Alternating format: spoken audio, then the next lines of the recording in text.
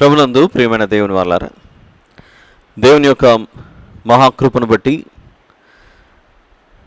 Bible స్టడీలో భాగంగా ఈరోజు మరొక గ్రంథాన్ని ధ్యానించుటకు దేవుడు చూపిస్తున్న తన అత్యధికమైన కృపను బట్టి మొదట దేవునికి నా హృదయపూర్వక కృతజ్ఞతాస్తుతి స్తోత్రములు చెల్లిస్తూ, వాక్యం కొరకు ఆశతో ఎదురు చూస్తున్న ప్రతి ఒక్కరికి మన దేవుడు రక్షకుడైన యేసుక్రీస్తు ప్రభుల వారి పేరిట నా హృదయపూర్వక వందనములు తెలియజేస్తున్నాను. ప్రియులారా, చిన్న ప్రార్థన చేసుకొని దేవుని సహాయం చేత మనము ఈ నూతన గ్రంథంలోనికి మనం ప్రవేశిద్దాం. ప్రార్థన. మహాపరిశుద్ధుడైన మా ప్రియ పరలోకపు తండ్రి, మీకే స్తోత్రములు నాయన. ఈ సాయంత్రకాల సమయంలో మేమందరము మీ యొక్క జీవము గల మాటలను వినుటకు ఈ రీతిగా చేరి ఉండగా మాతో మాట్లాడి మమ్మల్ని బలపరిచి విశ్వాస యాత్రలో ఏ రీతిగా సాగిపోవాలనో మాకు నేర్పించమని ప్రాధేయపడుచున్నాను తండ్రి. నా తండ్రి, ఇర్మియా గ్రంథపు ధ్యానంలో భాగంగా అనేక విషయాలు మీరు మాకు బయలుపరిచి ఉపదేశించి ఉన్నారు. ఆ తర్వాత నిర్గమకాండంలో ఉన్న ఎన్నో విషయాలు నేర్పించారు. ఈ 40 రోజుల తర్వాత ఈరోజు విలాపవాక్యములను ఈ గ్రంథంలోనికి ప్రవేశించుండగా మనుష్య జ్ఞానంతో కాకుండా మీ యొక్క నడిపింపు సహాయం చేత ఈ గ్రంథంలోనికి మేము ప్రవేశించి ధ్యానించుటకు సహాయం చేయమని ప్రార్థిస్తున్నాను తండ్రి. మాతో మాట్లాడమని మీ పాదముల చెంత వేడుకొంచున్నాం. వివరించున్న నాకు మీ యొక్క సహాయం నడిపింపును దయచేయండి తండ్రి. వినుచున్న మీ బిడ్డలకును గ్రహింపు శక్తిని దయచేయమని ప్రార్థిస్తూ ఈ కృతజ్ఞతాస్తుతి ప్రార్థన మా ప్రభువును ప్రియరక్షకుడైన యేసుక్రీస్తు ప్రభుల వారి పేరిట మీకే సమర్పించి ప్రార్థించి వేడుకొంచున్నాను తండ్రి. ఆమెన్. ప్రియులారా, ఈరోజు విలాపవాక్యములు, లామెంటేషన్స్ అను ఈ గ్రంథమును మనం ప్రారంభించుకుంటున్నాం. ఈ రీతిగా ప్రారంభించుకోవడానికి దేవుడు నడిపించినందుకై మొదట దేవునికి మరొకసారి ఆయనకి స్తుతులు, స్తోత్రములు, కృతజ్ఞతలు తెలియజేస్తూ విలాపవాక్యములను ప్రారంభించుకోవడానికి దాని వెనుకలో ఉన్న బలమైన కారణం, ఎవరైతే రెగ్యులర్గా ఈ వాక్యాలన్నీ క్రమం తప్పకుండా వింటూ వస్తున్నారో వారికి తెలుసు. మొన్నటి వరకు మరొక మందిరంలో మనము నిర్గమకాండము ధ్యానంలో భాగంగా 40 రోజుల పాటు ఎన్నో విషయాలు ధ్యానించడం జరిగింది. నిర్గమకాండమును ప్రారంభించుకునే ముందు మీకు గుర్తుంటే ఇర్మియా గ్రంథాన్ని మనము ధ్యానించి ఉన్నాం. పరిశుద్ధ గ్రంథంలో ఉన్న 66 పుస్తకాలలో ఇర్మియా గ్రంథము ఈ 66 పుస్తకాల క్రమం, క్రానలాజికల్ ఆర్డర్లో, అంటే ఆదికాండము, నిర్గమకాండము, లేవియా కాండము, సంఖ్యాకాండము, ఇలా వరుస క్రమంలో చూసుకుంటూ వస్తే సీక్వెన్షియల్ ఆర్డర్ 66 పుస్తకాల సముదాయం ఒకదాని తర్వాత ఎలా ఏర్పాటు చేయబడ్డాయో ఇర్మియా గ్రంథం యొక్క వరుస 24వ పుస్తకంగా కనబడుతోంది. ఇర్మియా గ్రంథం అయిపోయిన తర్వాత కనబడేదే 25వ గ్రంథంగా, పుస్తకంగా. 25వ గ్రంథం అనడం కంటే 25వ పుస్తకం. దిస్ నథింగ్ రాంగ్ కాలింగ్ గ్రంథం ఆల్సో. విలాపవాక్యములు 25వ క్రమంలో వస్తుంది మనకు, పుస్తక అమరిక క్రమంలో. ఎందుకు విలాపవాక్యాలు మనం ప్రారంభించుకుంటున్నాం? దీనికి గల కారణం, ఇంచుమించు ఒక 40 రోజుల క్రితం మనము ఇర్మియా గ్రంథాన్ని ధ్యానించాం. చాలామంది ఈ విషయాలు విన్నారు, అన్ని ఎపిసోడ్స్ విన్నారు. ఇంచుమించు 105 ఎపిసోడ్స్గా మనము ఇర్మియా గ్రంథాన్ని విని ఉన్నాం. అవన్నీ ద బైబిల్ మెసేజెస్ ఛానల్లో ఉన్నాయి, మీరు చూసే ఉండవచ్చు. ప్రియులారా, ఇర్మియా గ్రంథాన్ని ఒకసారి మనం నెమరు వేసుకుంటే విలాపవాక్యంలో ఎందుకు ప్రవేశిస్తున్నామో అర్థమవుతుంది. ఇర్మియా గ్రంథంలో 1వ అధ్యాయం నుండి 6వ అధ్యాయం వరకు ప్రమాదంలో ఉన్న యూదా దేశం అని, 7వ అధ్యాయం నుండి 10వ అధ్యాయం వరకు విగ్రహాలతో నిండిన యూదా దేశం అని, 11 నుండి 15వ అధ్యాయం వరకు యూదా దేశపు తిరుగుబాటు, 16వ అధ్యాయం నుండి 20వ అధ్యాయం వరకు కుమ్మరివాని చేతిలోని యూదా దేశం, 21వ అధ్యాయం నుండి 25వ అధ్యాయం వరకు రాజరికపు లోటు, 26 నుంచి 29 వరకు సత్యాన్ని తిరస్కరిస్తున్న యూదా దేశం, 30 నుంచి 33వ అధ్యాయం వరకు విమోచన కొరకై నిరీక్షణ మరియు దేవుని యొక్క తీర్పు, 34, 35, 36 అధ్యాయాలు యూదా దేశము కూల్చబడక మునుపు, 37, 38, 39 యూదా దేశము కూల్చబడుచుండగా, 40 నుంచి 44వ అధ్యాయం వరకు యూదా దేశము కూల్చబడిన తర్వాత, 45వ అధ్యాయము భక్తుడైన బారూకును గూర్చిన దేవుని యొక్క ప్రణాళిక, 46 నుంచి 51వ అధ్యాయం వరకు అన్యజనులపై దేవుని యొక్క తీర్పు. ఇక చివరిగా మిగిలిన అధ్యాయమే ఇర్మియా గ్రంథంలో 52వ అధ్యాయం. అది కూల్చబడిన లేదా పతనమైన యూదా దేశం అని 52వ అధ్యాయంలో మనం చూసాం. అయితే మనం ధ్యానించవలసినటువంటిది విలాప వాక్యములు. అయితే ఇర్మియా గ్రంథాన్ని జ్ఞాపకం చేసుకుంటూ ఇందులోకి ఎందుకు వస్తున్నాము అని ఆలోచిస్తే, విలాప వాక్యములలో వ్రాయబడిన పదజాలం, అందులో ఉపయోగించినటువంటి భాషా విధానం, లేకపోతే ఉపయోగించిన పదాల సంపుటిక, ఇవన్నీ ఇర్మియా గారు విలాపవాక్యములను వ్రాసి ఉన్నారని నిర్ధారించడానికి ఎక్కువ అవకాశాలు ఉన్నాయి. ఒకసారి ఇర్మియా గ్రంథం 52వ అధ్యాయంలో ఏం జరిగిందో ఒకసారి చూద్దాం. ఇర్మియా గ్రంథము 52వ అధ్యాయం.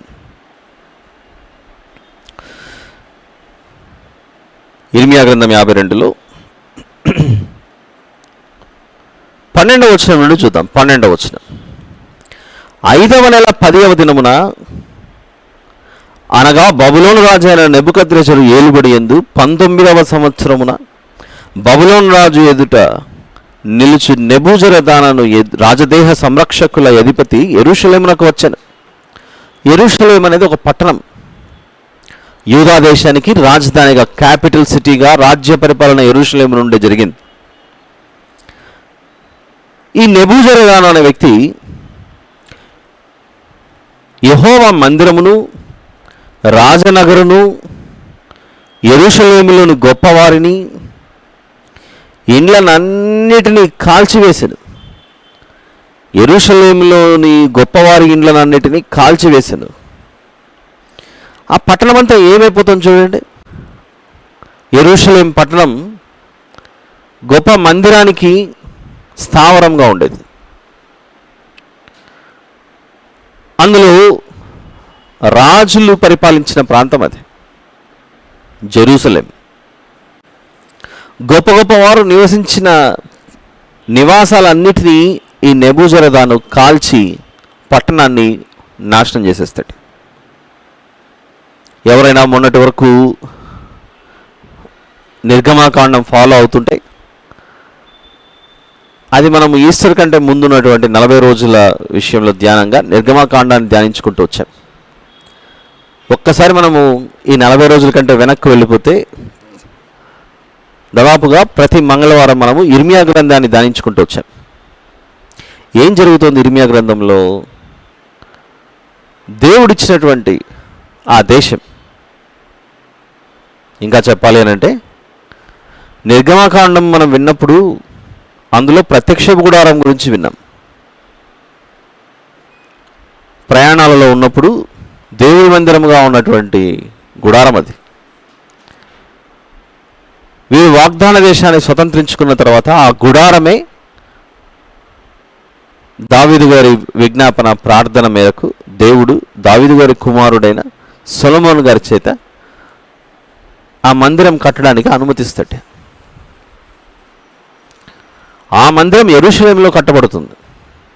అంటే ప్రత్యక్షపు గుడారముగా కనబడిన నిర్గమకాండంలో సొలొమోను గారి పరిపాలన ప్రారంభమై అక్కడి నుండి మందిరముగా యెరూషలేం మందిరం కనబడుతుంది. ఆ మందిరం పరిస్థితి ఏమైందో చూద్దాం. ఇక్కడ ఇర్మియా గ్రంథం 52:13 నుండి చూస్తున్నాం.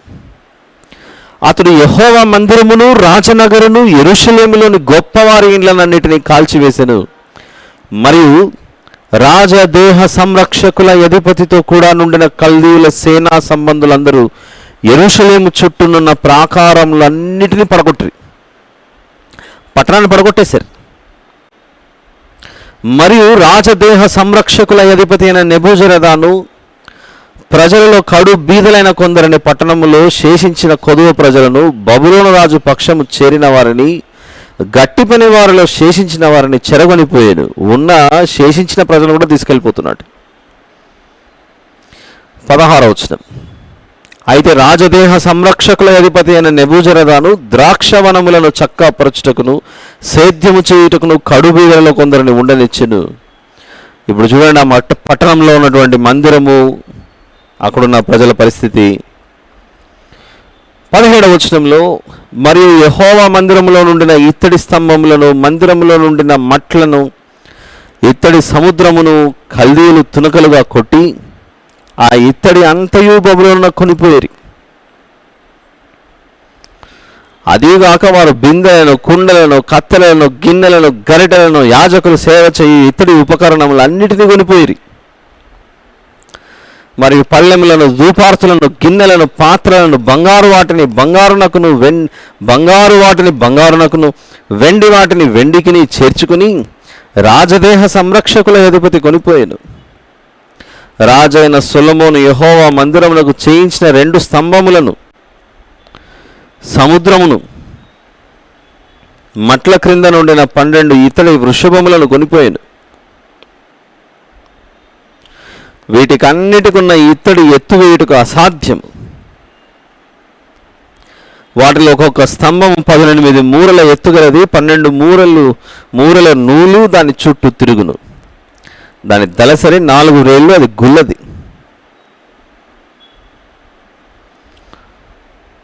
దాని మీద ఇత్తడి పైపీట ఉండను. అలా యెరూషలేం మందిరంలో ఉన్నటువంటి ప్రతి దానిని వీళ్ళు నాశనం చేసి తీసుకెళ్ళిపోయారు. 24వ వచనం చూద్దాం. మరియు రాజదేహ సంరక్షకుల అధిపతి ప్రధాన యాజకుడైన శెరాయాను, 2వ యాజకుడైన జెఫన్యాను, 3 ద్వారపాలకులను పట్టుకొనెను. అతడు పట్టణంలో నుండి యోధుల మీద నియమింపబడిన ఒక ఉద్యోగస్తుని, పట్టణంలో దొరికిన రాజసన్నిధిలో నిలుచు 7 మనుషులను, దేశ సైన్యాధిపతి వాని యొక్క లేఖరిని, పట్టణము మధ్యను దొరికిన 60 మంది దేశ ప్రజలను పట్టుకొని పోయాను. మనుషులందరూ పట్టుకొని పోతున్నాడు. అక్కడ మనం ఏం ప్రయత్నిస్తున్నామంటే విలాపవాక్యములలో ఉన్న విషయాలు అర్థం చేసుకోవాలంటే ముందుగా విలాపవాక్యముల కంటే ముందు ఏం జరిగిందో ఒక చిన్న బ్యాక్గ్రౌండ్ మనకు అవసరం. 27వ వచనంలో, బబులోను రాజు హమాతు దేశమందలి రిబ్లాలో వారిని కొట్టించి చంపించి యూదా వారిని తమ దేశంలో నుండి చెరగొని పోయాను. నెబుకద్రెజరు తన ఏలుబడి యందు 7వ సంవత్సరమున 3023 యూదులను చెరగొనిపోయాను. నెబుకద్రెజరు ఏలుబడి యందు 18వ సంవత్సరమున అతడు యెరూషలేము నుండి 832 చెరగొనిపోయాను. నెబుకద్రెజరు ఏలుబడి యందు 23వ సంవత్సరమున రాజదేహ సంరక్షకుల అధిపతి నెబూజరదాను యూదులలో 745 మనుషులను చెరగొనిపోయాను. ఆ మనుషుల వెరసి 4600. అలా తీసుకొని పోవడమే కాదు, ఇంకా ఏం చేశాడో చూడండి. దినవృత్తాంతములు 2వ గ్రంథం 36. దినవృత్తాంతములు 2వ గ్రంథం 36వ అధ్యాయం 17వ వచనంలో, ఆయన వారి మీదికి కల్దీల రాజును రప్పింపగా అతడు వారికి పరిశుద్ధ స్థలముగానున్న మందిరములోనే వారి యవనులను ఖడ్గము చేత సంహరించాను. అతడు యవనుల ఎందైనను, యువతుల ఎందైనను, ముసలి వారి ఎందైనను, నెరసిన వెంట్రుకల వెల వారి ఎందైనను కనికరింపలేదు. దేవుడు వారిని అందరినీ అతని చేతికి అప్పగించాడు. ఇంకేం చేశారు? 19వ వచనంలో, అదిగాక కల్దీయులు దేవుని మందిరమును తగులబెట్టి యెరూషలేము ప్రాకారమును పడగొట్టి దాని యొక్క నగరులన్నిటినీ కాల్చివేసిరి. దానిలోని ప్రశస్తమైన వస్తువులన్నిటినీ బొత్తిగా పాడు చేసిరి. ఇలా ఎప్పుడూ ప్రజలతో నిండుకుపోయినటువంటి ఈ యెరూషలేము పట్టణం ఇలా పతనమైపోయి ఖాళీ అయిపోయేసరికి చూడలేక తన జనులు అనుభవించినటువంటి ఈ దోష శిక్షను యిర్మీయా గారు చూడలేక విలాపము అనంటే ఏడుపు, బహు దుఃఖముతో వచ్చే ఏడుపే విలాపం. ఎవరైనా చనిపోతే, ఎవరైనా తమ వారిని కోల్పోతే వచ్చే దుఃఖం ఉంటుంది చూసారా, ఆ దుఃఖమే విలాపం. Lamentations, lament. హెబ్రీ భాషలో, గ్రీకు భాషలో ఇవన్నీ రాయబడినప్పుడు, తర్జుమా చేయబడినప్పుడు టీయర్స్, కన్నీళ్ళు అని అర్థం ఇచ్చే పదంతో విలాపవాక్యములను ప్రారంభించడం జరిగింది, విలాపవాక్యముల పుస్తకాన్ని. ప్రియులారా, విలాపవాక్యముల పుస్తకం అందులోకి ప్రవేశించే ముందు చాలామంది, లేదా పొరపాటున చాలామంది అని అనడం కంటే పొరపాటున ఒక కారణాన్ని బట్టి ఈ కాలంలో విలాపవాక్యముల పుస్తకం రాయబడి ఉండవచ్చు అని అనుకునే అవకాశం ఉంది. ఆ కాలం ఏంటో చూద్దాం ఒకసారి. దినవృత్తాంతములు 2వ గ్రంథం 35వ అధ్యాయం. విలాపవాక్యములు అనే పుస్తకం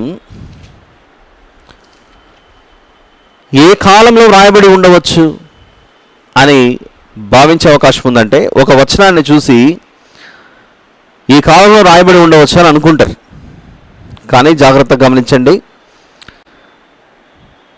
దినవృత్తాంతములు 2వ గ్రంథం 35వ అధ్యాయము 25వ వచనం చూద్దాం. 25. దినవృత్తాంతములు 2వ గ్రంథం 35-25. యిర్మీయాయు యోషియాను గురించి ప్రలాపవాక్యము చేసెను అని ఒక మంచి రాజు, భక్తిపరుడైన రాజు యోషియా గారు చనిపోయినప్పుడు యిర్మీయా గారు ప్రలాపవాక్యము చేశారని రాయబడింది అక్కడ. భక్తిపరుడైన రాజు చనిపోయినప్పుడు యిర్మీయా గారు ప్రలాపవాక్యము చేసెను. గాయకులందరూ, గాయకురాండ్రందరూ తమ ప్రలాపవాక్యములను అతని గురించి పలికిరి. నేటి వరకు యోషియాను గురించి ఇశ్రాయేలీయులలో అలాగు చేయడం వాడు కాయను, ప్రలాపవాక్యములలో అట్టివి వ్రాయబడి ఉన్నవి అని ఈ వచనాన్ని బట్టి యోషియా అనే రాజు, యోషియా గారు మంచి రాజు, ఆయన చనిపోయినప్పుడు ఈ విలాపవాక్యములు అనే పుస్తకాన్ని వ్రాసి ఉంటారు అనే పొరపాటు పడే అవకాశం ఉంది. కానీ యోషియా గారు చనిపోయినప్పుడు వ్రాయబడిన పుస్తకం అయితే కాదు విలాపవాక్యములు. ప్రియులారా, కారణం ఏంటంటే, మొదటి వచనం చూద్దాం. విలాపవాక్యములు 1వ అధ్యాయం 1వ వచనం. విలాపవాక్యములు 1వ అధ్యాయం 1వ వచనంలో, జనభరితమైన పట్టణము ఎట్లు ఏకాకి దుఃఖాక్రాంతమాయను, అది విధవరాలు వంటిదాయను, అన్యజనులలో ఘనతకెక్కినది, సంస్థానములలో రాజకుమార్తె అయినది, ఎట్లు పన్ను చెల్లించున్నదైపోయెను. ఎలా అయిపోయిందంటే పరిస్థితి, జనభరితమైన పట్టణము ఎట్లు ఏకాకి అయి దుఃఖాక్రాంతమైన అనే మొదటి వచనంలోని మొదటి మాటను చూసారా? ఎప్పుడూ జనాలతో ప్రజలతో నిండి ఉన్న యెరూషలేం పట్టణం ఏకాకి అయిపోయి చివరికి మరో రాజ్యం చేతిలోకి వెళ్ళిపోయి పన్ను కట్టాల్సిన పరిస్థితికి వెళ్ళిపోయింది అనే మాట గురించి ఇర్మియా గారు మాట్లాడుతున్నారు అనంటే, యోషియా గారి కాలానికి ఇంకా యెరూషలేం పట్టణం ఖాళీ అవ్వలేదు, అది ఇంకా ప్రజలతో ఉంది. యోషియా గారు భక్తిపరుడైన రాజు. యోషియా గారు చనిపోయినప్పుడు వాళ్ళు ఏడ్చారు చూసారా, ప్రలాపించారు చూసారా? దినవృత్తాంతములు 2వ గ్రంథము 35వ అధ్యాయం 25వ వచనంలో. కాబట్టి అప్పుడు ప్రలాపించి ప్రలాపవాక్యము చేశాను అని రాయబడింది కనుక యోషియా గారు మరణించినప్పుడే ఈ పుస్తకం రాసేశారు అని తొందరపడి మనము అపార్థం చేసుకునే అవకాశం ఉంది. అలా కాకుండా మొదటి వచనంలోనే, విలాపవాక్యముల గ్రంథం 1వ అధ్యాయం 1వ వచనంలోనే జనభరితమైన పట్టణము ఎట్లు ఏకాకైపోయింది. ఇలా జనభరితమైన పట్టణము జనం లేకుండా ఏకాకిగా మారిపోయి అలా అయిపోయింది ఈ పట్టణం. కారణం ఏంటి? ఇందాక మనం ఇర్మియా గ్రంథం ముగింపులో చూసాంగా, బబులోనీయులు వచ్చారు. వృద్ధుల ఎందును, యువతుల ఎందును, యవనస్తుల ఎందును కనికరం ఏమీ లేకుండా మొత్తం అందరినీ హతమార్చుకుంటూ యెరూషలేంలో ఉన్న రాజనగరాలను తగులబెట్టి, గొప్పవారి ఇండ్లను తగులబెట్టి, మందిరమును కూల్చేసి అందులో ఉన్న వస్తువులన్నీ తీసుకెళ్ళిపోతుంటే, అందులో ఉన్న ప్రజలను కూడా దాసులుగా తీసుకెళ్ళిపోతుంటే, బబులోను రాజ్యంలోనికి అనగా బబులోను దేశంలోనికి ఇవన్నీ చూస్తూ ఉన్నారు ఇర్మియా గారు. యోబు గారి విషయంలో తన కుటుంబానికి తన జీవితంలో జరిగిన విషయాన్ని ఆయన బూడిదలో కూర్చొని చివరికి ఆయన చర్మం మీద వచ్చినటువంటి పుండ్లను బట్టి పెంకు తీసుకొని ఆ విధంగా దుఃఖంతో నిండుకొని ఉంటే, తన విషయంలోనూ తన కుటుంబం విషయంలోనూ చోటు చేసుకున్న సందర్భాన్ని బట్టి వ్యక్తిగతానికి సంబంధించిన దుఃఖం అయితే, ఇక్కడ ఇర్మియా గ్రంథం విషయంలో మనకు ఒకటి స్పష్టంగా అర్థమవుతుంది. ఎన్నోసార్లు వారికి ఇంచుమించు 41 సంవత్సరాల 6 నెలల వరకు ఇర్మియా గారు ప్రకటించిన వారు అవిధేయతను చూపించేసరికి పట్టణము పూర్తిగా కూల్చబడుతుంది, దేశమే కూల్చబడుతుంది. తన ఎదురునే ఇంత ప్రకటించినా కూడా వీరు అవిధేయులైపోయి వినకుండా పట్టణం దేశం ఖాళీ అయిపోతుంటే చూడలేక తన ప్రజలకు కలిగిన దుస్థితిని బట్టి విలపించుచు ఏడ్చుచు వ్రాస్తున్నటువంటి గ్రంథమే ఈ విలాప వాక్యములు. ప్రియులారా, ఎలాగైతే ఇర్మియా గారు యెరూషలేమును బట్టి ఏడుస్తూ దుఃఖ సంద్రంలో నిండిపోయి ఉన్నాడో, ఒకసారి మత్తయి సువార్తలోకి వస్తే యేసు ప్రభు శిలువ మరణానికి ముందు ఇదే యెరూషలేమును గురించి ఆయన ఏమంటున్నాడో చూడండి. ఇదే యెరూషలేం పట్టణం గురించి యేసు ప్రభు శిలువ మరణానికి ముందు ఇర్మియా గారు ఎలాగైతే యెరూషలేము పట్టబడక మునుపు, యెరూషలేము కూల్చబడక మునుపు ఆ యూదా దేశస్థులను, యెరూషలేం ప్రజలను సువార్త చెప్పి వారిని ఎలాగైతే హెచ్చరించి ఈ పట్టణము కూల్చబడకూడదని ఇర్మియా గారు ఏ రీతిగా అయితే ప్రకటించారో, అది కూల్చబడే సమయానికి, కూల్చబడిన తర్వాత ఇర్మియా గారి హృదయం ఎంత కన్నీటి పర్యంతమై ఉందో ఒకసారి మత్తయి సువార్త 23కి వస్తే యేసు ప్రభువు కూడా అదే యెరూషలేము గురించి శిలువ మరణానికి ముందు ఏ రీతిగా ఆయన దుఃఖ సంద్రంలో పట్టణాన్ని బట్టి ఆయన హృదయం దుఃఖంలో ఉందో ఒకసారి మనం గమనిద్దాం. ఒకసారి 23వ అధ్యాయము మత్తయి సువార్త 37-38 వచనాలు. యెరూషలేమా యెరూషలేమా, ప్రవక్తలను చంపుచును నీ యొద్దకు పంపబడిన వారిని రాళ్లతో కొట్టుచును ఉండుదానా? కోడి తన పిల్లలను రెక్కల క్రిందికి ఎలాగూ చేర్చుకొనునో అలాగే నేనును నీ పిల్లలను ఎన్నో మార్లు చేర్చుకొనవలనని ఉంటిని కానీ మీరు వెళ్ళకపోతిరి.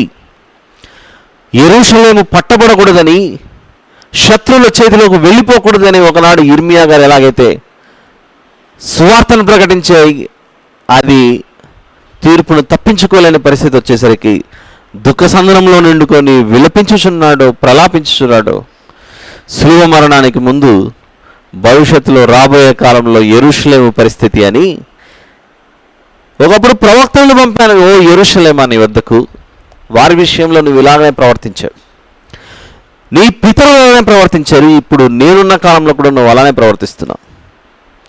ఆనాటి కాలంలో యెరూషలేముకి ఏమి జరిగిందో మళ్ళీ మీకు అదే రాబోతుంది అని ప్రవచనం చెప్పాడు మన ప్రభు అయిన దేవుడైన రక్షకుడైన యేసు ప్రభు.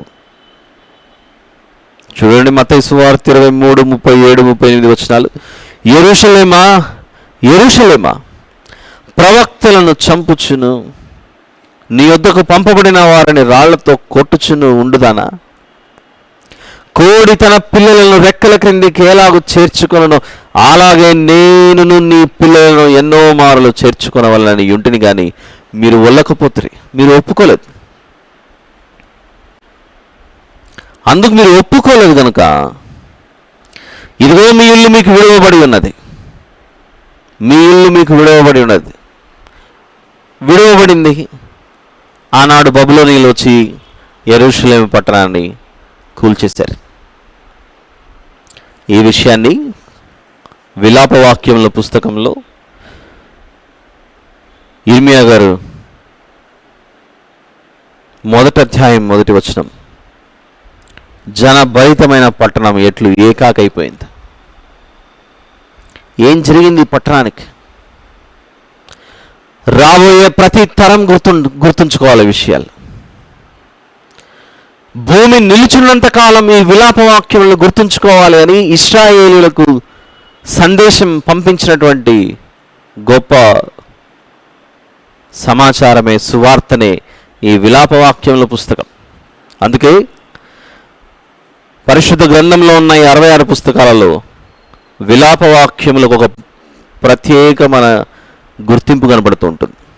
అదేంటంటే ఇందులో 5 అధ్యాయాలు.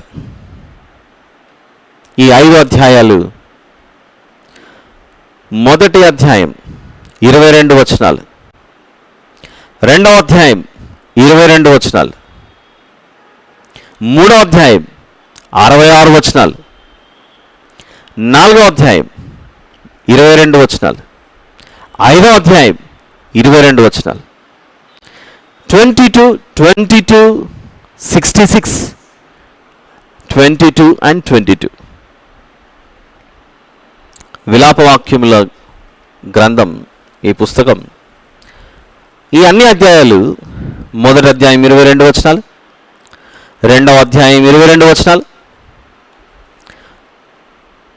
3వ అధ్యాయము 22 + 22 + 22 66 వచనాలు, 4వ అధ్యాయం అది మళ్ళీ 22 వచనాలు, 5వ అధ్యాయం మళ్ళీ 22 వచనాలు. ఏమిటి 22 వచనాలు? అందులో ఉన్న విషయం ఏమిటి అని ఆలోచిస్తే మనకి ఇంగ్లీష్ ఏ నుండి జెడ్ వరకు 26 అక్షరాలు, హెబ్రీ భాషలో 22 అక్షరాలు. 119 కీర్తన చూద్దాం. 119 కీర్తన, ఇందులో మనకు 119 కీర్తనలో 176 వచనాలు కనబడతాయి. 176 వర్సెస్ కనబడతాయి. సామ్ నంబర్ 119, 119 కీర్తన. అయితే ఈ 176 వచనాలను 22 గ్రూపులుగా డివైడ్ చేశారు. మొదటి గ్రూప్, మొదటి వచనానికి పైన అలెఫ్ అనేది చూడండి. అలానే 2వ గ్రూప్ 9వ వచనానికి పైన బేత్ అని కనబడుతుంది, రెండవ గ్రూప్. 3వ గ్రూప్ 17వ వచనానికి పైన గీమెల్.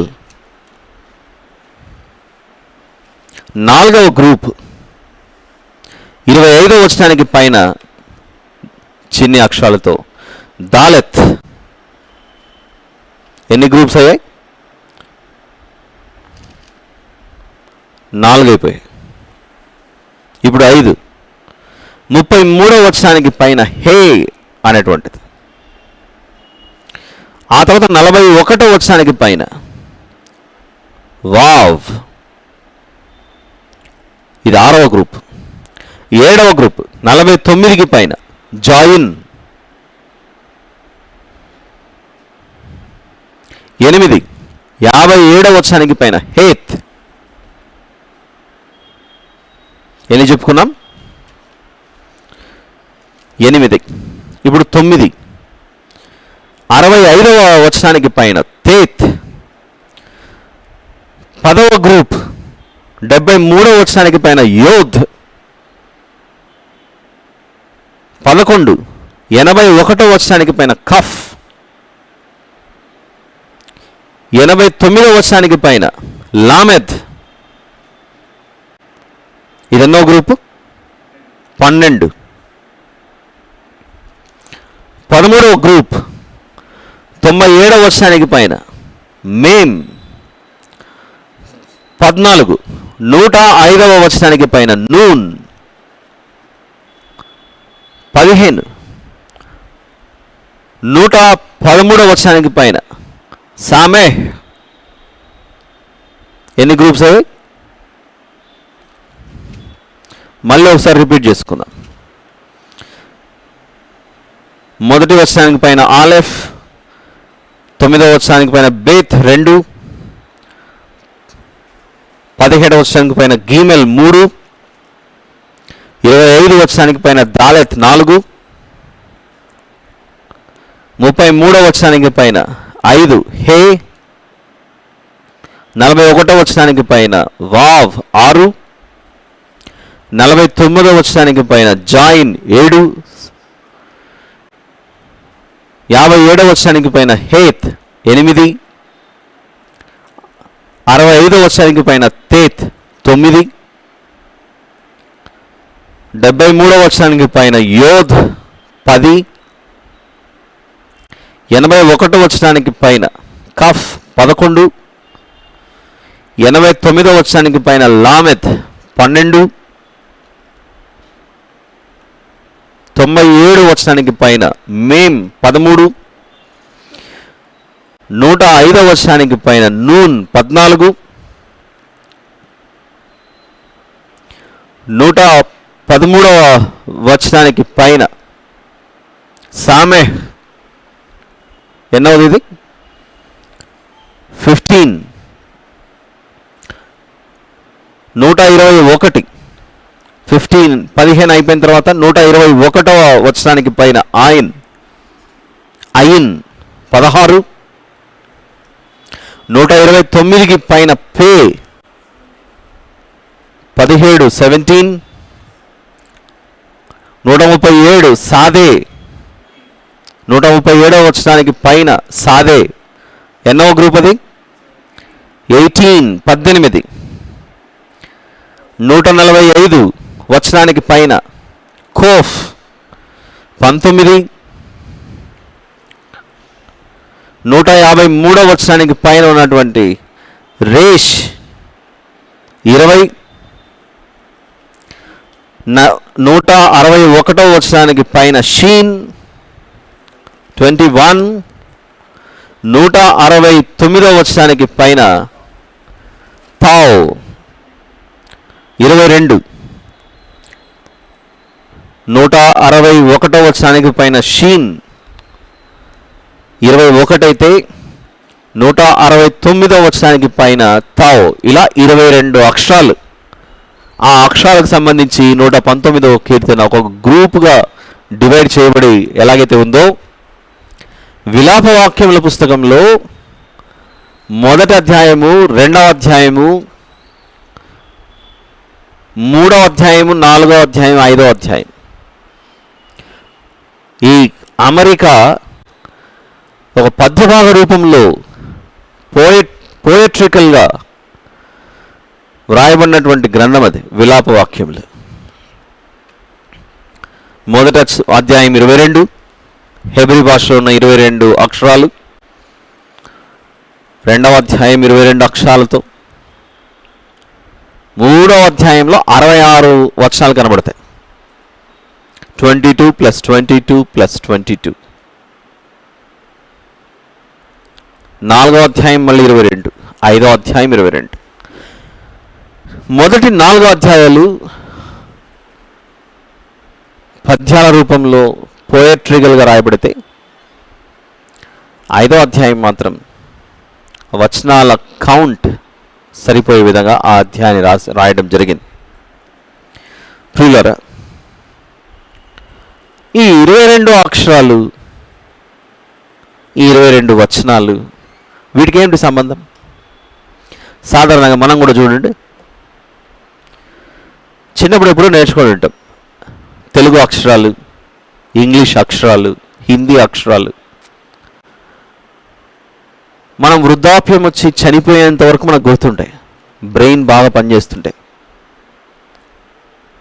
ABCDEFGHIJKL అని మొదటి నుంచి చివరి వరకు, చివరి నుండి వెనక్కి కూడా గుర్తుపెట్టుకునే వాళ్ళు ఉంటారు. ZYXWVUTSRQPONMLKJHGFEDCBA అని.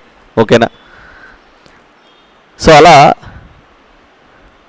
ఈ అక్షరాలు ఎలాగైతే మనకు ఎప్పటికీ గుర్తుంటాయో, ప్రియులారా, మనకు ఎలాగైతే తెలుగు అక్షరాలు కూడా గుర్తుంటాయో, హెబ్రీలకు హెబ్రీ అక్షరాలు. మీరు అక్షరం అక్షరం చదివే ప్రతిసారి ఈ దేశానికి ఏం జరిగిందో దేవుని మాట వినకపోతే అది మీకు శాశ్వతంగా గుర్తుండాలని ఈ 22 అక్షరాలతో 22 వచనాలను చక్కగా అమర్చి వీటిని పొందుపరిచి, తెలుగులో కాబట్టి మాకు తెలుగు భాషలో ఉంది, కానీ ఆ కాలంలో హెబ్రీ భాష కదా, ఆ భాషకు సంబంధించిన అక్షరాల సంఖ్యను బట్టి హెబ్రీ భాషలో ఇవన్నీ ఇర్మియా గారు ఈ విభజన చేసి చక్కగా అమర్చడం జరిగింది. అంటే ఏ రీతిగా గుర్తుంచుకోవాలి వీళ్ళు? ఒక అక్షరం గుర్తుందనంటే ఆ అక్షరానికి సంబంధించి ఏ వచనము ఈ దేశానికి ఏం జరిగిందో గుర్తుంచుకోవాలని ఎంత చక్కగా రాసి పెట్టాడు. దేవుడు చేసిన విషయాలను మనిషి ఎప్పటికీ మర్చిపోకూడదు అన్నట్లుగా మీరు అక్షరాలు నేర్చుకోండి, ఆ అక్షరాలతో పాటు ఈ విషయం మర్చిపోకండి అని ఇప్పటికీ జూలై 9 ప్రతి ఏటా విలాపవాక్యముల పుస్తకాన్ని ఆ దేశంలో వారి సమాజ మందిరాలలో, వారికి ఉన్నటువంటి ఆరాధనా స్థలాల్లో ఇప్పటికీ చదువుకుంటుంటారు. కారణం ఏంటి అంటే, నెబుకద్నెజరు ఆ రోజే ఈ యెరూషలేము పట్టణాన్ని, యూదా దేశాన్ని నాశనం చేశాడు. ఆనాటి సమయాన్ని నేటి క్యాలెండర్లోకి డివైడ్ చేసుకుంటూ వస్తే అది జూలై 9 వరకు వస్తుంది. ప్రియులారా, అయితే ఇంకా ఏముంది ఈ పుస్తకంలో? 22 అక్షరాలు, 22 వచనాలు, ఇవన్నీ చెప్పారు కదా. ఇందులో ఉన్న విలువైన విషయం ఏంటి? ఇందులో మమ్మల్ని ఎలా తీసుకెళ్తారు? ఎలా ప్రయాణం చేయించి తీసుకెళ్తారు? ఎలా మమ్మల్ని ముందుకు నడిపిస్తారు అని మీరు ఎదురు చూస్తూ ఉండవచ్చు. కాబట్టి ఈ వినాలేనంటే వచ్చే ఎపిసోడ్ వరకు మనం ఎదురు చూద్దాం.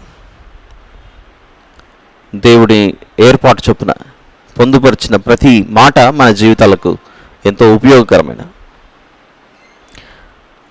విలాపవాక్యంకు సంబంధించి, యెరూషలేముకు సంబంధించి, యేసు ప్రభు శిలువ మరణానికి ముందు యెరూషలేం విషయంలో అక్కడ మత్తయి సువార్త 23లో కూడా మిమ్మల్ని చేర్చుకోవాలని ఎన్నో సార్లు ప్రయత్నించా, మిమ్మల్ని రమ్మని పిలిచినా మీరు రావట్లేదు. ప్రియులారా, అలా మత్తయి సువార్తలోను ఇటు పాత నిబంధనలోను కనబడుతున్న యెరూషలేం పట్టణం గురించి మాట్లాడుతూ మీరు దీన్ని పోగొట్టుకుంటున్నారని చెప్పారు. ఇప్పుడున్న మనకు యేసు ప్రభు ఇస్తున్న సందేశం, పరలోకం అనేది ఒక నూతనమైన యెరూషలేం పట్టణం. వీళ్ళు ఎలాగైతే యెరూషలేం పట్టణాన్ని పోగొట్టుకున్నారో, మనం కూడా ప్రభువు చెప్పిన మాటను వినక అవిధేయతను చూపిస్తే సిలువను గురించిన వార్త నశించుచున్న వారికి వెర్రితనం, రక్షింపబడుచున్న వారికి దేవుని శక్తి. ఈ మాటను గురించి, ఆయన మరణ సమాధి పునరుత్థానముల గురించి వివరించినప్పుడు సిలువ మీద యేసు ప్రభువు వేలాడుచుంటే ఒక దొంగకేమో ఆయన రక్షకుడుగా కనపడ్డాడు, ఒక నేరస్తునికి. మరొక వ్యక్తి ఏమో హేళన చేస్తున్నాడు, మరొక నేరస్తుడు. ఈరోజు ఈ మాటలన్నీ కూడా మనకు కూడా ఏ రీతిగా కనబడుతున్నాయో, వినపడుతున్నాయో గమనించాలి. మనం ఏ జాబితాలో ఉందాం? సువార్త మన వద్దకు వస్తున్నా, విని పెడచెవిన పెట్టి ఈ వాగ్దాన దేశము, అందులో ఉన్న ఈ పట్టణాన్ని వీళ్ళు కోల్పోయారు పెడచెవిన పెట్టి. ఈరోజు మనం నూతనమైన యెరూషలేము కొరకు ఎదురు చూస్తున్నాం. దాన్ని మనం కోల్పోతే మళ్ళీ ఇంకెప్పటికి కూడా తిరిగి పొందుకోలేం. అందులోనికి ప్రవేశించాలంటే మనం ప్రయాణం చేయవలసినటువంటిది ఒకే ఒక మార్గం. అదే మనం ప్రభు అయిన యేసయ్య మార్గం. నేనే మార్గం అని చెప్పిన ప్రభు బాటలో మనం ప్రయాణం చేద్దాం. నూతన యెరూషలేమును పొందుకుందాం. అంతవరకు సెలవు. ప్రార్థన చేసుకుందాం. ప్రేమగల తండ్రి, కృపగలిగిన మా దేవ, పరిశుద్ధులైన మా తండ్రి, మీకే స్తోత్రములు నాయన. ఎన్నో విషయాలు ఈరోజు మరొకసారి మాకు వివరించారు నా తండ్రి. మేము నేర్చుకోవాల్సినటువంటి విషయాలు ఎన్నో ఉన్నవి కనుక మాకు మీరే తోడయుండి నడిపించి బయలుపరచమని ప్రార్థిస్తూ, ఈ పరిచర్యలో అనేక మందికి ఈ సువార్త వినిపించాలని ముందుకు వచ్చి పనిచేసినటువంటి మీ బిడ్డలు ఇక్కడ కూర్చొని ఈ ఆన్లైన్ సెటప్ అంతా చేసి ఉండగా మీ బిడ్డలకు కావాల్సిన దీవెన ఆశీర్వాదమును దయచేయండి తండ్రి. వాక్యం కొరకు ఆశతో ఎదురు చూస్తున్నా ఎందరైతే వీక్షించి వింటున్నారో, వినబోచున్నారో వారికి మీ యొక్క దీవెనల ఆశీర్వాదములు దయచేయమని, మీ రక్షణలో వారిని, వారి కుటుంబాలను కాపాడమని ప్రార్థిస్తూ, మీ చిత్తమైతే తిరిగి వచ్చే వారం మేము ఈ విధంగా కలుసుకొని మీ సన్నిధిలో మీ వాక్యమును నేర్చుకునేలాగా సహాయం చేయమని ప్రార్థిస్తూ, తిరిగి వెళ్ళవలసి ఉండగా గమ్యస్థానాలకు క్షేమంగా నడిపించమని వేడుకొంచు. ఈ కృతజ్ఞతాస్తుతి ప్రార్థన మా ప్రభువును ప్రియరక్షకుడైన యేసుక్రీస్తు ప్రభుల వారి పేరిట మీకే సమర్పించి ప్రార్థించి వేడుకొంచున్నాను తండ్రి. ఆమేన్. మన తండ్రి అయిన దేవుని యొక్కయు, మన రక్షకుడైన యేసుక్రీస్తు దేవుని యొక్కయు, పరిశుద్ధాత్మ దేవుని యొక్కయు ప్రేమ, కృపా, సహవాసములు చేరియున్న మనందరితోనూ, చెదరియున్న సమస్త పరిశుద్ధులతోనూ సదాకాలము తోడయుండును గాక. ఆమేన్. అందరికీ వందనాలండి. Thank you.